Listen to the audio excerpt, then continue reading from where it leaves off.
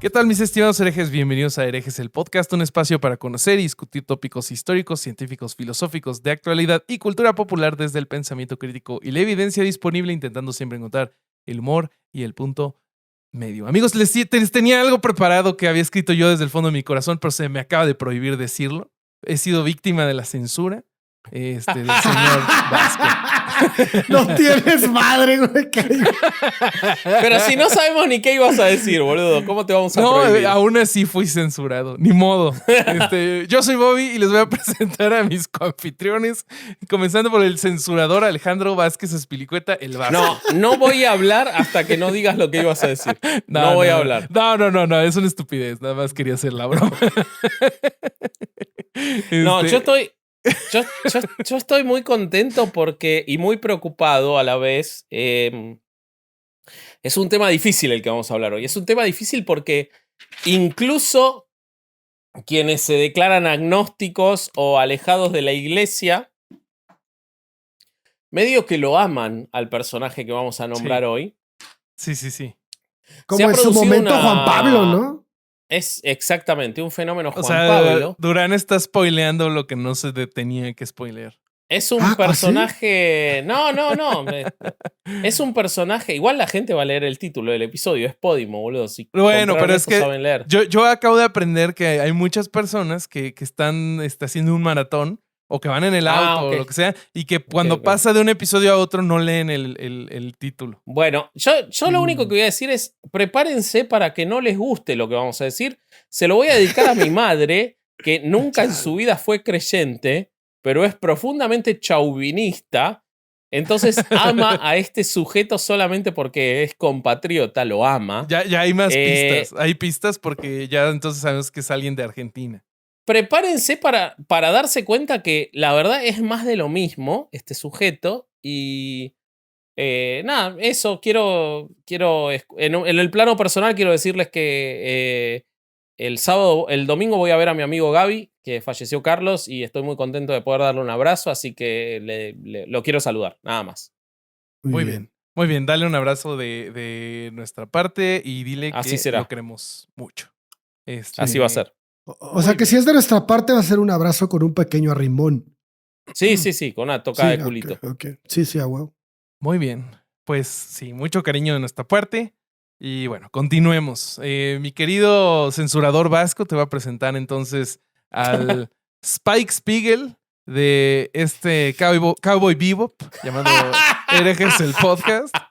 Chale, pero no la versión de Netflix. Wey. No, la versión de Netflix. Qué terrible. No. El corsario Alejandro Durán Eraña.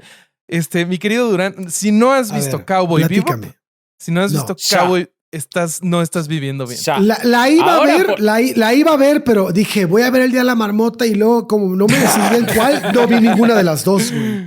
Como ahora te vas a la orgía intelectual más linda de tu vida, que es encontrarte con los legendarios, no te voy a decir que termine esto y te pongas a ver Cowboy Bebop. Pero mañana, porque hoy vas a volver borracho, obviamente, pero mañana te pido que veas Cowboy Bebop, el anime. Son 25 episodios, es maravilloso. Es bien bonito.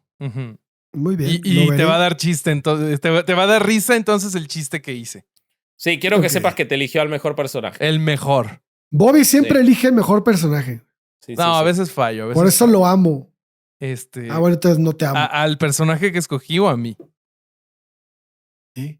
Al personaje no lo conozco, cabrón. Bueno.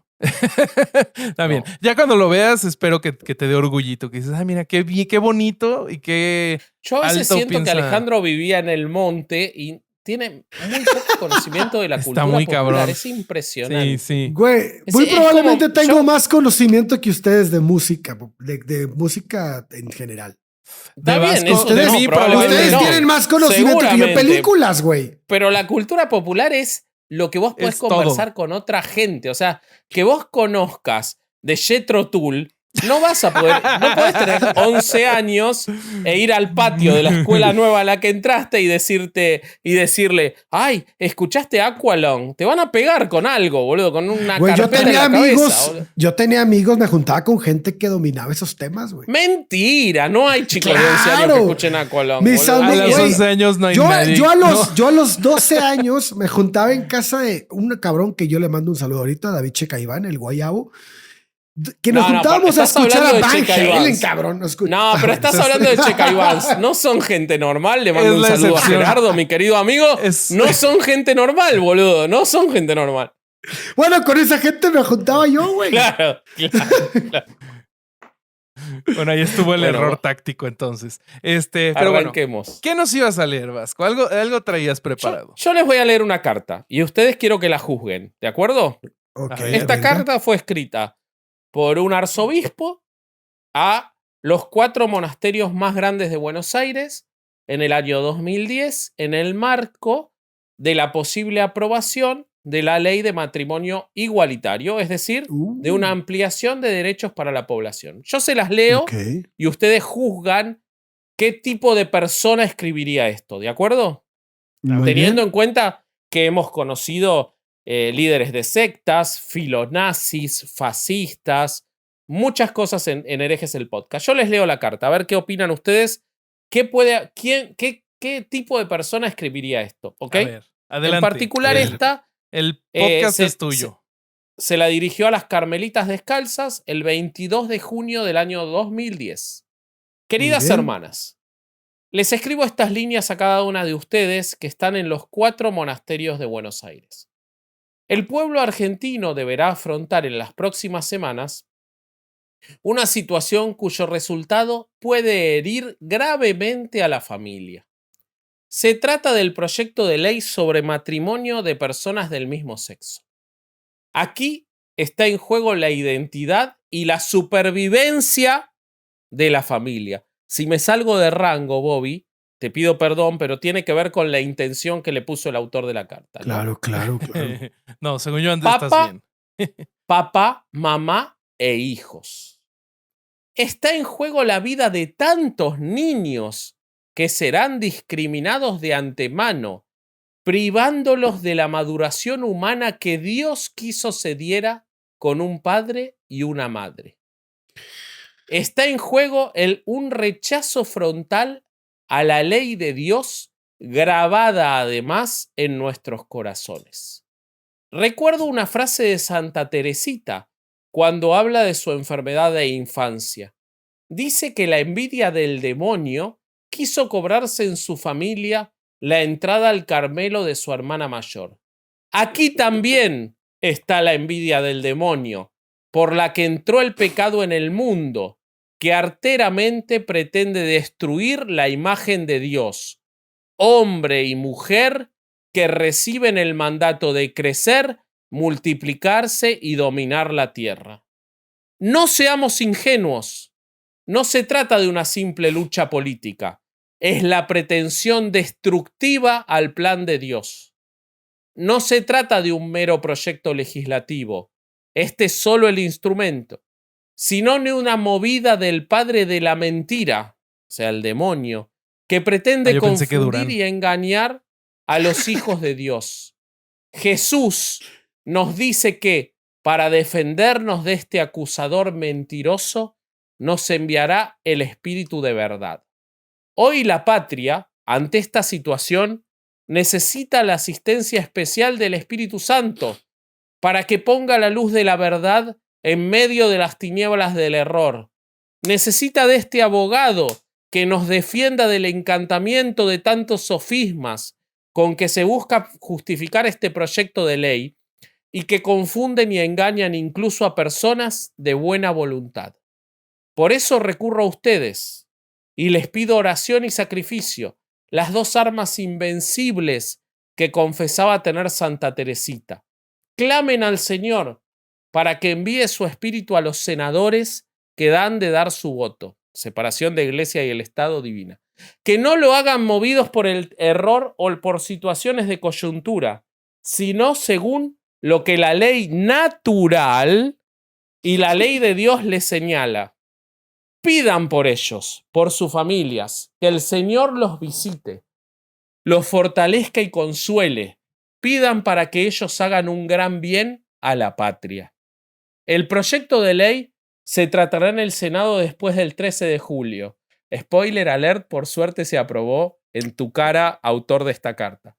Miremos a San José, a María, al niño y pidamos con fervor que ellos defiendan a la familia argentina en este momento. Recordémosle lo que Dios mismo dijo a su pueblo en un momento de mucha angustia.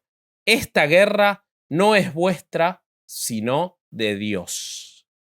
Que ellos nos socorran, defiendan y acompañen en esta guerra de Dios. Gracias por lo que harán en esta lucha por la patria. Y por favor, les pido también que recen por mí. Eso lo dijo muchas veces después. Que Jesús las bendiga y la Virgen Santa los cuide. Afectuosamente, chachán, chachán. Qué cosa. Jorge Mario Bergoglio. Pero nos ibas a preguntar que quién la hizo. Yo quería adivinar quién era. Yo te iba a decir, no sé quién fue, pero esa carta se escribió en el siglo XV, carnal. Eso o era alguien del Frente Nacional por la Familia. Eso lo escribió, estaban equivocados los dos. Esta carta la escribió el que nos quieren vender desde hace 8 años. El Papa Progre. El Papa Progre, el Papa Cool, el Papa de la gente, el Papa a favor de los homosexuales, el primer Papa que habló de los gays. Bueno, eso escribió en el año 2010, cuando se iba a aprobar, y por suerte se aprobó. Y desde ya les voy a decir, yo sé que se van a sorprender ustedes dos, homofóbicos, pero desde ya les voy a decir que no se arruinó la vida de ningún niño, que no se destruyó la familia. Yo, de hecho, me había casado unos meses antes. Mi familia sigue lo más bien, pese a que existe la ley. Mis papás siguen juntos. No se han abierto las puertas del infierno en el medio de Buenos Aires. Todo sigue bien. Hay niños adoptados por familias homoparentales. No pasó nada. Son niños sanos, niños felices. Y el representante de Dios en la tierra se equivocó en su carta fascista. ¿Qué? ¿Cómo es posible que a poco los papas se equivocan? No, güey. Tienen infabilidad. ¿Qué te pasa? Uno pensaría que no, que tampoco intervienen en política. No deberían. Ajá. Esto, digamos, esto es en el marco de esta carta que les leí, horrible, espantosa, del querido Francisco, que eligió el nombre por San Francisco de Asís, porque fue el primero en no utilizar las vestimentas y toda la pelotudez que nos cuentan en el lavado de imagen que le han hecho a Bergoglio. Perdón que entre fuerte, pero sí, Alejandro se tiene que ir rápido. Pero todo esto fue en el marco en el que unos meses antes, una persona que no goza de mi simpatía, que se llama Mauricio Macri, que fue presidente de la Argentina, cuando no era presidente de la Argentina y era jefe de gobierno de la ciudad, y era ilegal el matrimonio entre personas del mismo sexo en la ciudad de Buenos Aires, un juez con mucho criterio humanístico ordenó a la ciudad de Buenos Aires que autorice el matrimonio entre personas del mismo sexo. Y Mauricio Macri, con una visión obviamente pragmática, porque estoy seguro de que tampoco era de su simpatía, porque no dista de ser un reaccionario, pero con una visión muy moderna y muy pragmática, como les decía, se negó a apelar el fallo, para que al él no apelar el fallo como gobierno de la ciudad, se hiciera legítimo el matrimonio entre homosexuales en febrero del 2010 en la ciudad de Buenos Aires.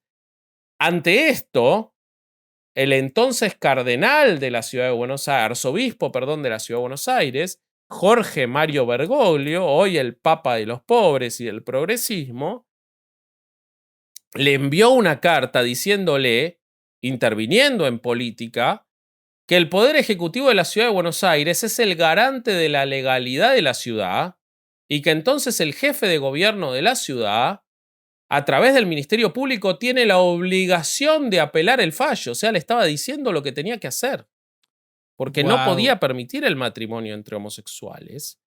y le dijo que el fallo era contrario a la legislación vigente del país, que regulaba el matrimonio como una entidad civil integrada por un hombre y una mujer. Pues, el cual le falló el conocimiento en derecho, ¿no? Pues por eso el juez había No, un aplauso para Elena Liberatori, la juez que desató que después salga la ley a nivel nacional, ¿no? Pero este hombre tan progresista y tan querido y tan amado y tan buenito, con esa carita de bueno que tiene, y que han hecho un lavado de imagen con películas y muchas cosas, dijo, desde épocas ancestrales el matrimonio se entiende como la unión entre el varón y la mujer.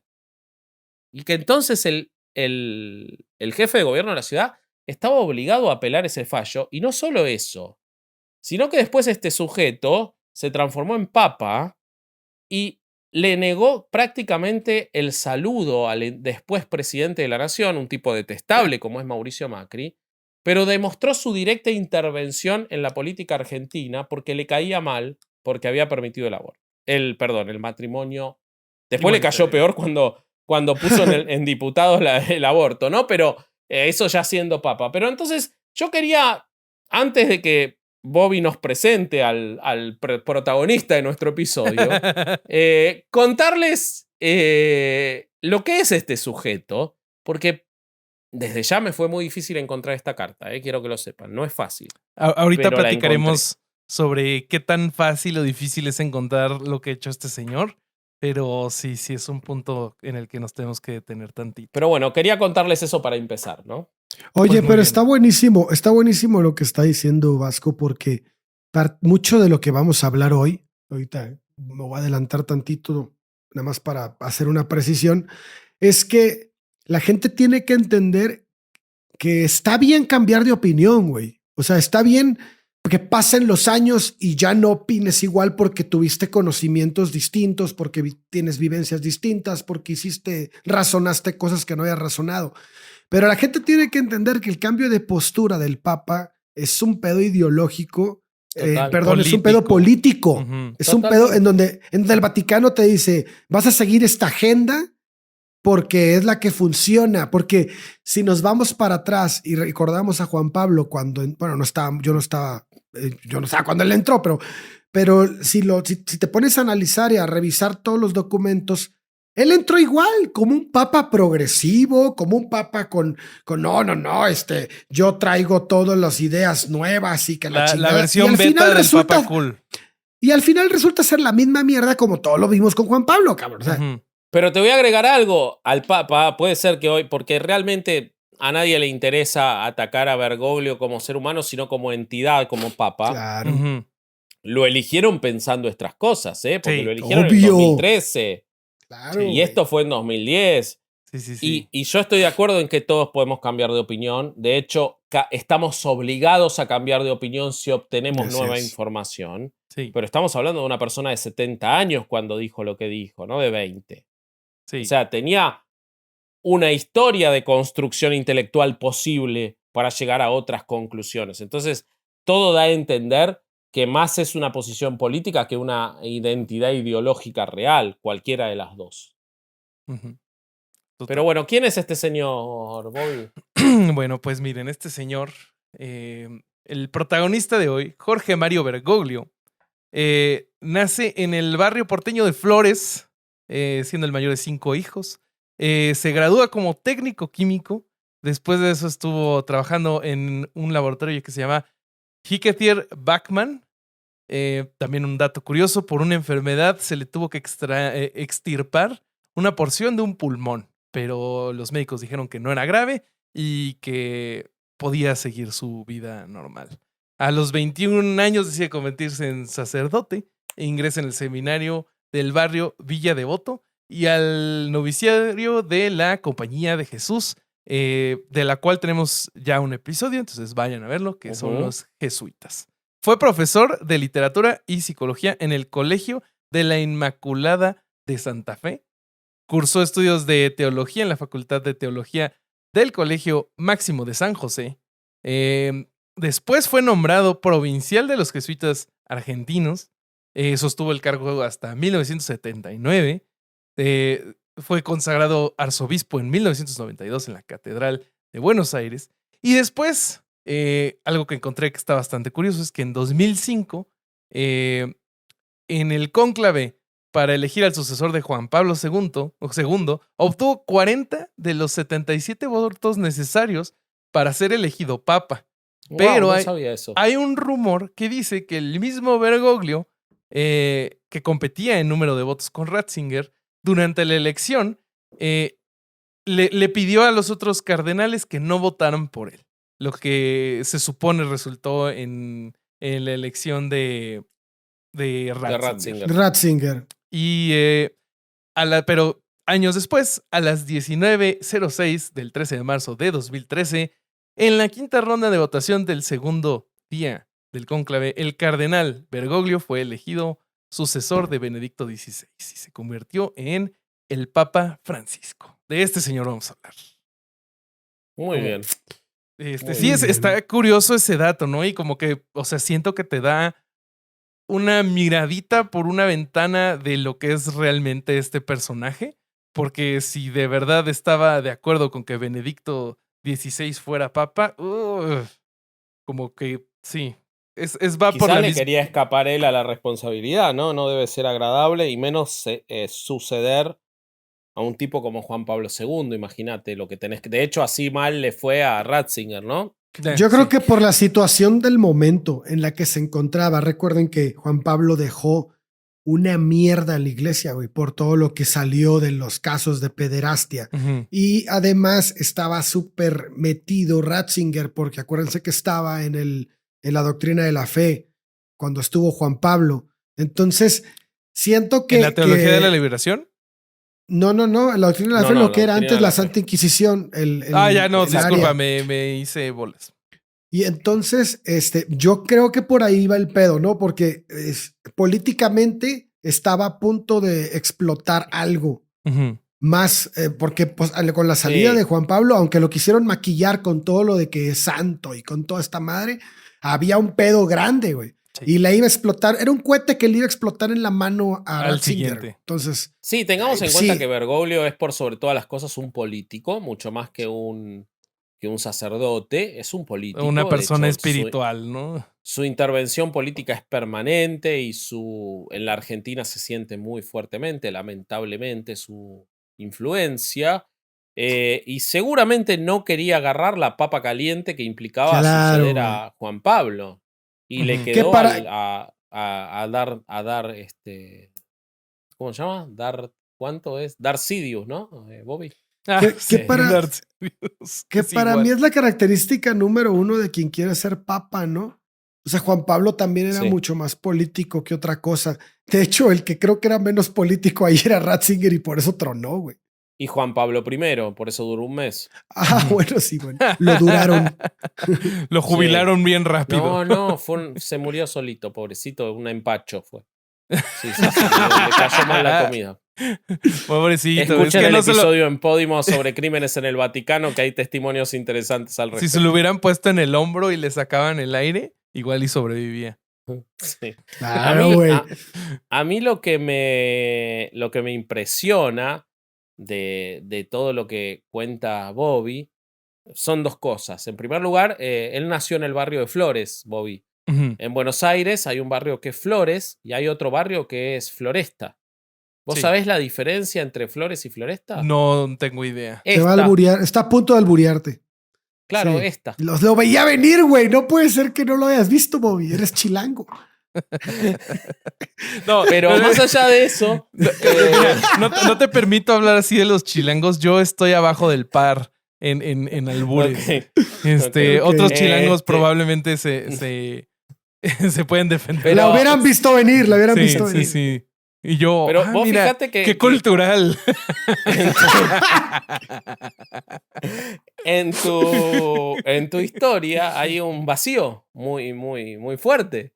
Sí, que es, vos decís que fue el líder hasta el 79 y después lo nombraron arzobispo en el 92. Es como la historia de Jesús, en el medio no hay nada, ¿no? ¿Qué pasó ahí? Tengo el dato de qué sucedió, pero lo quería dejar afuera a propósito para... Ok, bueno, lo charlamos después, pero Me gustaría que Ale nos cuente qué tiene él de este señor tan maravilloso. Oiga, no, pero pues sí, ahorita les cuento, pero yo quiero hacer un comentario respecto del principio de la intro de Bobby y Respecto de de lo que Flores y dijiste tú, Floresta. también de Floresta. Le encanta. Sí. Entonces, yo creo que Bergoglio saca en ciertas partes de su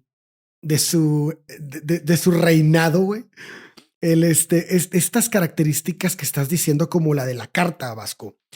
Porque si analizamos la forma de reaccionar ante ciertas cosas y las propuestas que ha hecho, ves como este tipo, como que asoma un poquito esa postura, como la del matrimonio homoparental. Porque ¿no se acuerdan, por ejemplo, cuando le iban a besar la mano, güey? Que agarró a madrazos le metió un manazo a la señora. Ale, no seas Sí, egoísta. claro. ¿Se acuerdan de eso? Está eso. Se me hizo, o sea, a mí se me hace eso una estupidez de parte de él, pero muestra una actitud de ese tipo. Que hay un gran chiste de Ricardo Farrell. Prepotente, güey. Y también cuando en la entrevista, creo que fue en un avión, cuando dijo que si insultan a tu madre, a tu mía mamá, dijo, está hablando en italiano, es justificable el golpe, güey. O sea, él estaba hablando de una... No me acordaba de sí, eso. sí, le dijeron, oye, porque creo que el tema era la Virgen, ¿no? Que si alguien insultaba a tu madre, es normal, dijo, que le metas un golpe. Ah, cabrón, güey. Entonces, ante una discusión de palabras, ante un debate en palabras, ¿es justificable un golpe, güey? Aunque sea La otra un insulto. mejilla no va. ¡Wow! O sea, me cambió. Dije, ¿qué pedo con este güey, no? Pero ahora que veo la carta y ese tipo, no sé, yo lo sentí cuando lo estabas leyendo como una especie de violencia pasiva, güey, así de te va a llevar la chingada. Es eso, güey. Y lo mismo pasó. ¿No te acuerdas cuando en enero, era en principios de año del 2018, cuando el Papa fue a Chile y estaba el problema de Caradima? Sí. Que, ¿te acuerdas? Ah, bueno. Sí, se enojó.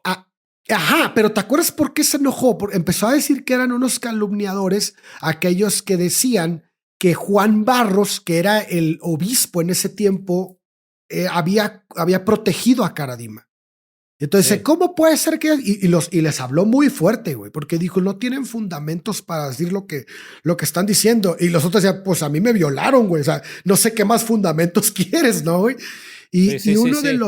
Una de las personas que violaron, por aquí lo apunté, y que fue uno de los que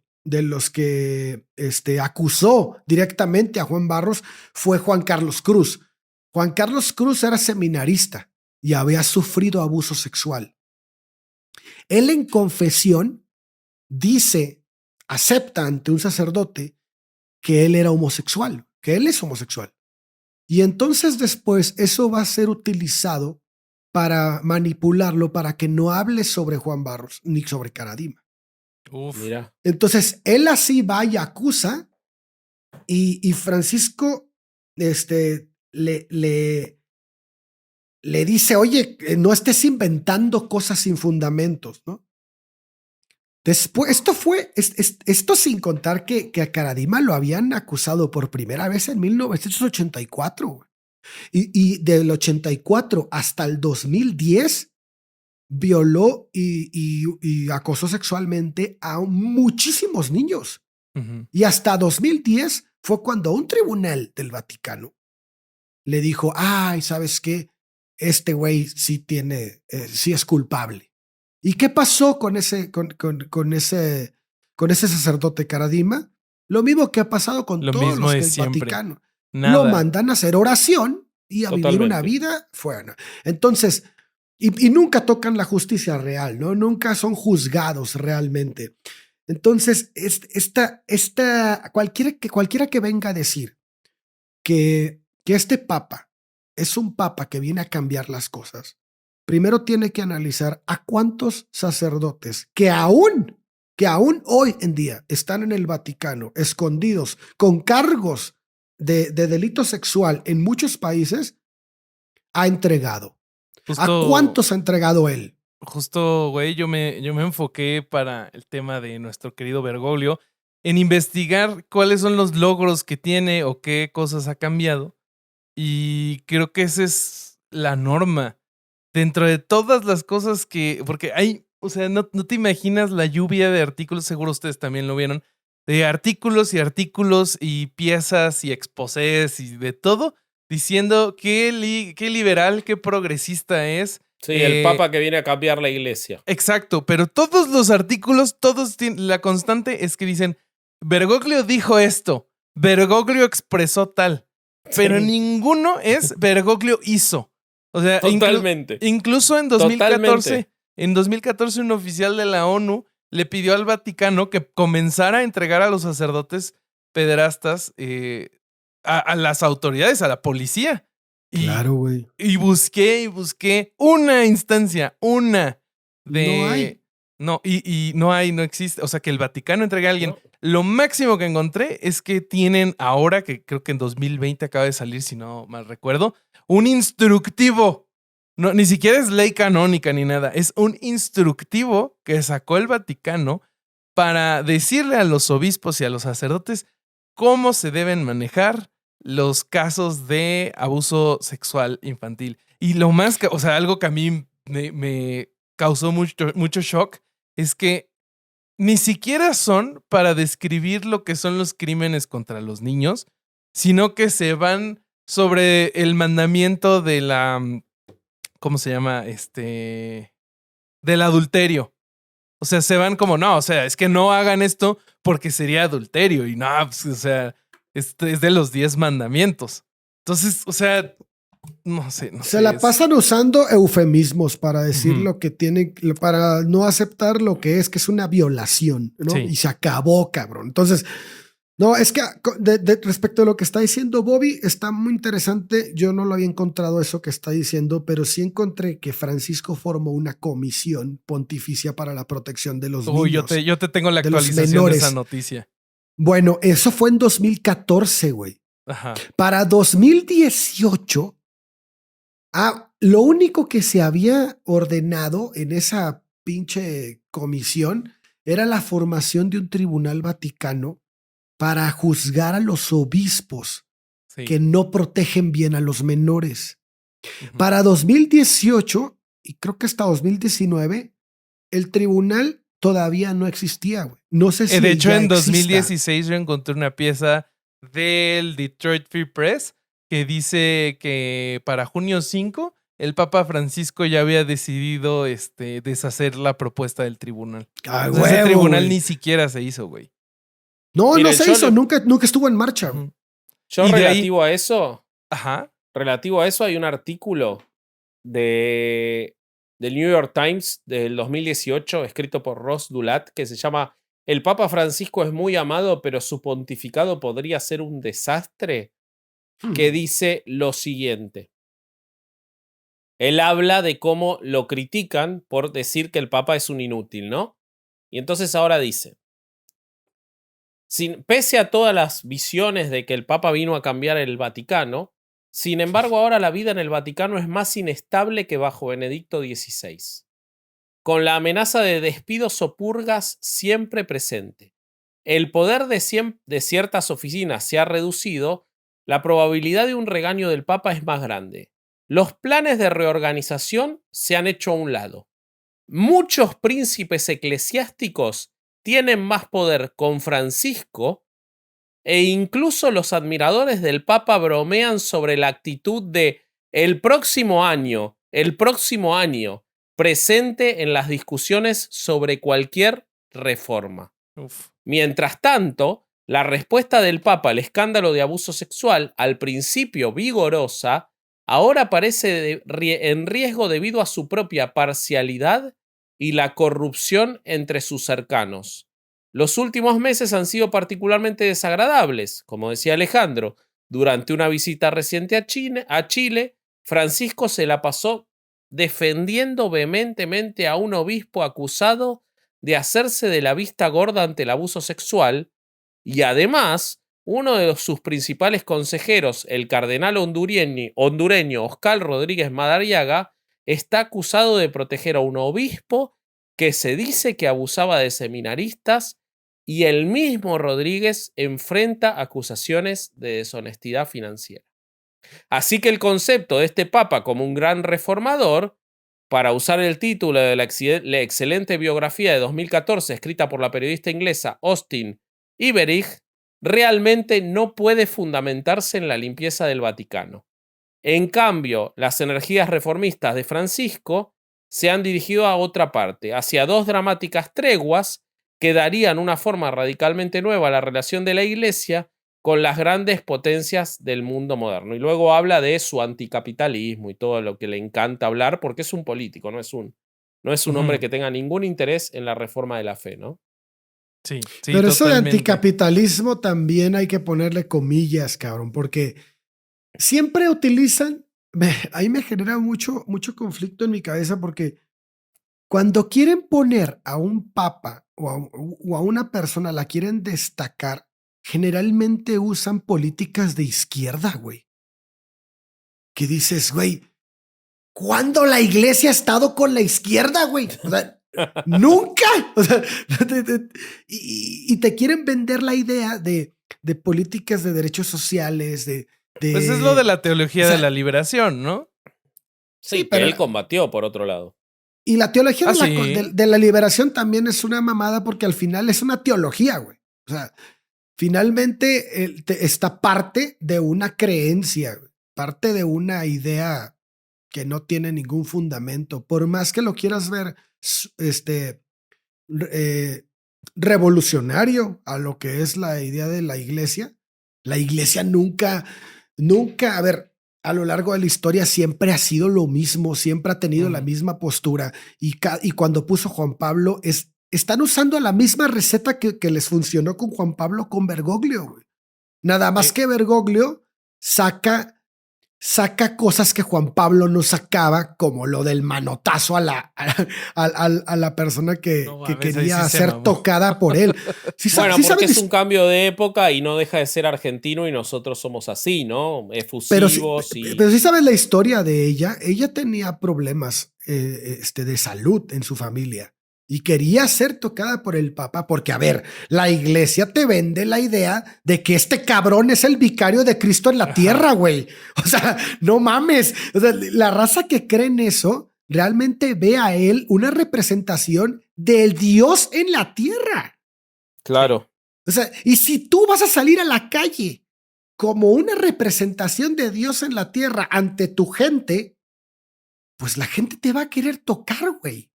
O sea, a ver, esto es algo tan fácil como que cualquier estrella de rock entiende, cabrón, que si es una estrella de rock y va a salir a la calle, la gente la va a querer tocar, cabrón. O sea, Pepe Madero no entiende eso, güey. Bueno, Pepe Madero es punto y aparte. Pero este güey es el papa, güey. O sea, sí. es todavía, creo que en la ideología, en la idea de las personas que son creyentes, es algo mucho más elevado, cabrón, sí. ¿No? Porque entonces tenías a este Juan Pablo que le besaban el anillo, el anillo del dedo. Sí, por favor. De hecho, ¿no? Leí un artículo que decía Francisco no quiere que le besen el anillo. Uy, se está perdiendo lo bueno. Sí. Que alguien le explique, ¿no? Que alguien lo convenza. Y entonces tienes toda esta ya era una cultura del Papa, ¿no? De le besas la mano y la madre, ¿no? Mucha gente lo hacía.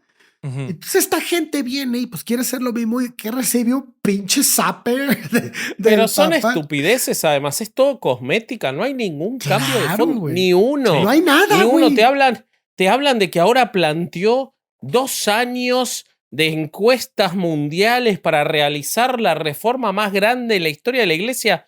No te dicen cuál es, pero cuestiones de hecho, una de sus biógrafas, cuando asumió en 2013, dijo que su papado iba a ser revolucionario y corto, porque iba a renunciar en vida, y que no iba a llegar a los 6 años. No se ve ningún cambio, no se ve, o sea, fue una espuma de cerveza que bajó, y realmente no hay más participación de Y las al final mujeres. hay pura cerveza sol horrible con sabor a Sí. pipí caliente. Sin gas caliente. Sí, No hay sí. ningún cambio hacia los homosexuales. No hay ningún cambio. No. Han tenido oportunidades históricas. Hace días, un obispo de España cometió el terrible pecado de casarse con la mujer a la que amaba. ¿Cómo y la se iglesia atreve? hubiera tenido la oportunidad revolucionaria de decir, ¿saben qué? Hay un cambio de época. Hay un cambio Ujú. de época. Así como Bergoglio dijo, bueno, no existe más el purgatorio, ¿cómo se El llama? purgatorio. El purgatorio, una estupidez. Podría haber dicho, bueno, ¿saben qué? Me llamó Dios y me dijo que los obispos se pueden casar porque lo que queremos es una iglesia sana y más cercana a la familia moderna. Y lo expulsaron, lo suspendieron al tipo. No. Entonces, ¿cuál es el cambio? No hay- fuera un yo- sacerdote realmente pederasta porque... que alguien me lo cuente porque yo no lo veo. Si quieres, Y si quieres te platico de los mayores logros que se reporta que tiene. dale, decime. Mira, uno de los Ay, mayores logros. logros que se reporta que tiene es que ha criticado el culto del dinero. Y y dice que se han creado ídolos nuevos que se adoran estos ídolos dorados y que eso ya no está bien. Pero al mismo tiempo acabo de leer que hay un escandalazo candente de malos manejos financieros en el Vaticano. Entonces, pues como que pues, ya no aplica. Me encontré que también es de los primeros líderes de Estado que ha reconocido el Estado de Palestina, que esto lo hizo en mayo de 2014. E intentó hacer que los jefes de Estado de Israel y de Palestina se juntaran. Me parece que no sirvió para nada porque ya se agarraron a pepinos otra vez. O sea, está bueno una dictadura, ¿no? Porque no hay elecciones democráticas en el Ujú. Vaticano. Una dictadura reconoce a Palestina. Está bien eso. Entre agujas no se pican. Sí. Dice que podría ser que cambie la política de la iglesia con el divorcio. Otra Sí, vez. mañana, como Sí. dicen sus seguidores, ¿no? Otra cosa que se queda bueno, ahí nos tomamos unas chelas y lo vemos. Y otra de esas cosas que queda de dientes para afuera. Lo de los obispos en casos de abusos sexuales, ya lo platicamos un Güey, el momento. secreto pontificio, güey. Ujú. Fue una mamada. Se plantea como logro que está reviviendo la teología de la liberación. No sé por qué eso es un logro, pero bueno. Y por último encontré que está buscando que la iglesia apoye las acciones en contra del cambio climático porque es una realidad científica. Entonces me pregunto por qué reconoce el cambio climático y no la existencia y el que las personas de la comunidad LGBT necesitan dignidad. Pues no, eso como que ya no le llegó el telegrama. Esos son los mayores logros de Pero su nuestro- reconocimiento del cambio climático es de nuevo una cuestión de su Totalmente. idea política Totalmente. antigua y que tiene que ver más con Bergoglio que con Francisco. A ver, yo creo que lo que podemos ver es a Bergoglio en una posición de poder y a un Francisco que es solo un nombre. Claro, O sea, es claro. Clark Kent sacándose los anteojos, pero sigue siendo Clark Kent, porque la realidad es que él es un político, es un peronista reaccionario tradicional argentino, populista y con determinadas ideas, pero ni siquiera del peronismo más moderno que busca determinadas cuestiones más acordes a la realidad del mundo y tiene una ideología rancia que la demuestra y no porque el cambio climático, sino porque su excusa del cambio climático es para atacar a lo que él considera las potencias malévolas, porque es un populista. Sí. Pero eso no... A ver, uno debería plantearse en qué carajo se tiene que meter el líder de la iglesia con el cambio climático. Eso se lo tiene que dejar a los líderes de Estado que tienen influencia o cuánta huella de carbono produce el Vaticano. ¿Qué cambio real puede producir? El Vaticano produce huella de semen, sangre y muerte, no de carbono. Entonces, me parece que él debería ocuparse de lo que pasa en casa, no de esas estupideces. Pero él quiere ser un líder mundial, no quiere ser un papa. Yo, algo que me parece interesante e importante remarcarlo, voy a hacer lo más breve posible, pero no podemos dejar de mencionarlo, tiene que ver justamente con esa intervención política, tiene que ver justamente con algo que se hablaba de sus años de silencio, de sus años de Justo misterio. para eso iba. ¿Qué pasó con este señor en los años que desapareció? Porque yo tenía que cuando fue provincial de los jesuitas argentinos, él sostuvo el cargo hasta 1979. Pero antes de eso, unos poquitos años antes, comienza el proceso de reorganización nacional, del cual igual Ujú. Vasco nos puede contar un poco por la cercanía. El proceso de reorganización nacional es un eufemismo, o en realidad es el nombre que ellos mismos se pusieron para hablar de una de las o la dictadura más atroz que vivió la Argentina en Ujú. términos de vidas perdidas. Sin duda es la dictadura más atroz que vivió la Argentina. Podemos discutir en términos de la destrucción de Argentina, si está primera o está segunda, después de la de Onganía, pero en términos de vidas, sin duda es la destrucción y la dictadura más atroz que vivió la Argentina, el momento más oscuro de la historia argentina. Ujú. Y en ese proceso de reorganización nacional, en el cual se tiró abajo un gobierno democrático para imponerse un gobierno militar que duró entre 1976 y 1983, diciembre de 1983, del cual, si quieren saber más, hay un capítulo excelente de La navaja de Hitchens con el doctor Néstor Vázquez, en el que hablan en mucho detalle de esos años. Y cuando digo en mucho detalle, dura como 3 horas el episodio, así que a eso me refiero con mucho ¡A detalle. la Mucho, madre! mucho Sí, detalle. mucho detalle. Al doctor Néstor Vázquez le gusta hablar mucho más que a su hijo, pero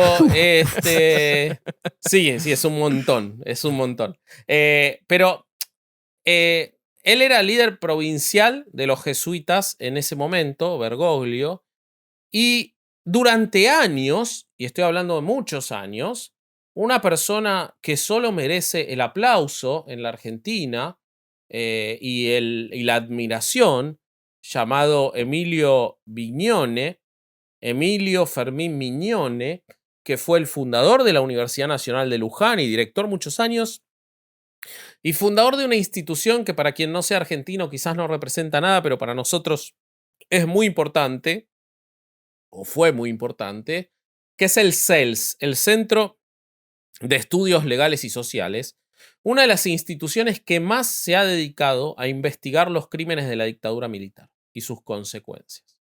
Este hombre, su fundador, que falleció en 1998, era, además de un profundo cristiano, con lo cual no se puede utilizar sus acusaciones como antieclesiásticas, el padre de una chica desaparecida.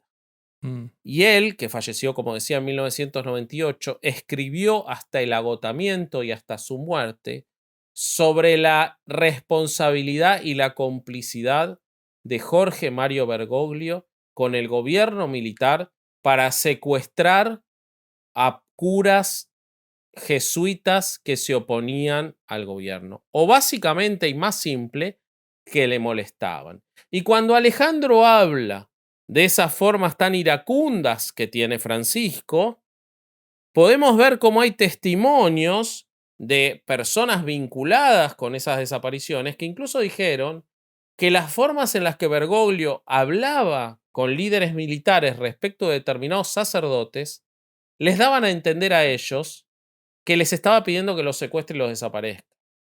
Sobre esto se habló mucho y se escribieron Wow. libros. La principal acusación está vinculada con la desaparición, el secuestro en realidad, después aparecieron, de 2 sacerdotes jesuitas que luego reaparecieron por la intervención en gran parte del propio Mignone y de entidades de derechos humanos y de la iglesia. Sin embargo, Son los dos que incluso él hizo el circo de ir a testificar por crímenes de Iorio y lesa. Jalix son Orlando Iorio y Francisco Jalix. Siempre se dijo, y de hecho él fue removido como jefe provincial en el 79, cuando todavía estaban los militares, siempre se dijo que él los había entregado. Ujú. El CELS y el actual líder del CELS, o hasta hace muy poquito, Horacio Verbitsky, siempre sostuvo que los testimonios de Mignone estaban absolutamente fundados. Los hijos de Mignone siguen sosteniendo que lo que decía el padre estaba documentado y era verdad. El propio Iorio declaró en los juicios de la verdad, en los juicios contra los militares, sobre la intervención de Bergoglio. Sin embargo, y los invito, y voy a dejar las fuentes para que lo lean en detalle porque nos estamos yendo muy largos, lo que él hizo fue dar esos nombres y no hacer nada cuando fueron secuestrados. Nada. No avisarles para que puedan escapar. En el mejor de los casos se indica que él les dijo que dejaran de hablar en contra de los militares porque los iban a secuestrar, y cuando se negaron los separó de la orden. Fueron secuestrados, lograron obtener su libertad luego de torturas y muchas cosas, y la historia era esa.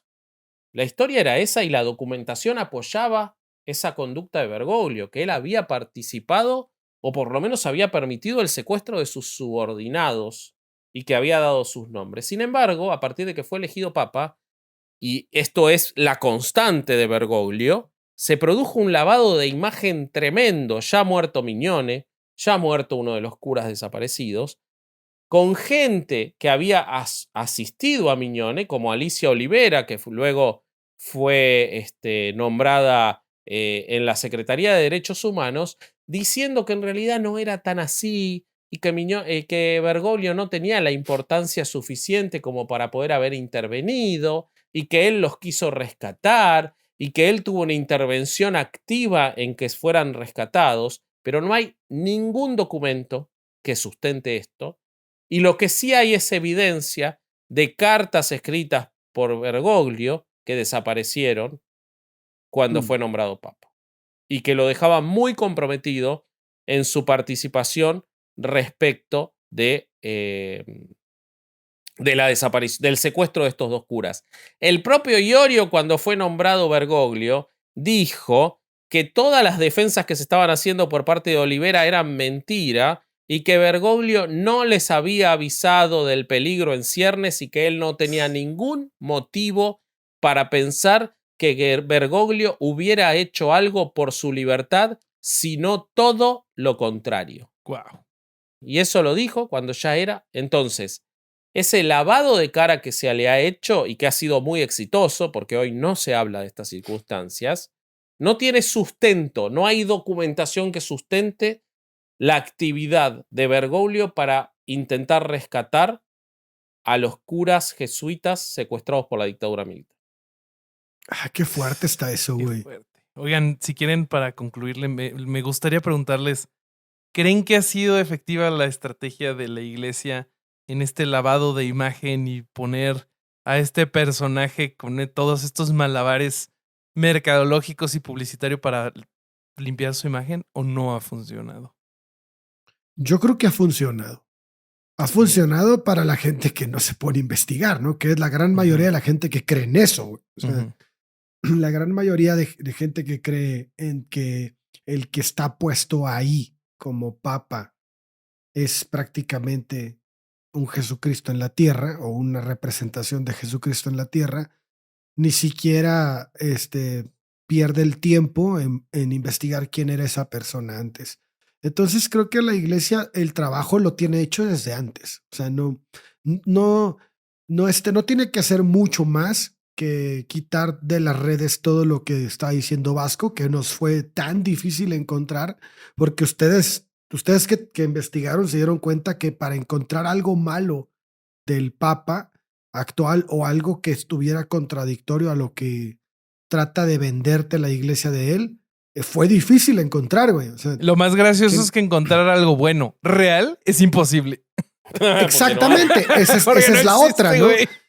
O todo está maquillado. Si te pones a leer las noticias o todas las notas que hay de él, todo está maquillado, como él quitó el secreto pontificio. Pues sí, güey, quitó el secreto pontificio, güey, pero tampoco obliga a los cardenales a denunciar nada.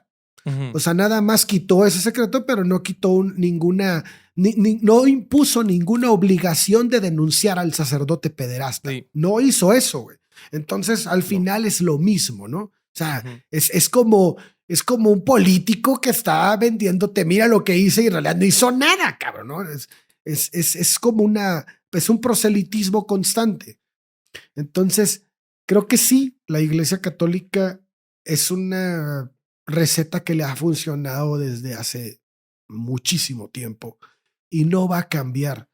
Siempre te va a vender esta idea de que está progresando, está teniendo ideas nuevas, está quitando las viejas, pero realmente nada más las maquilla utilizando eufemismos.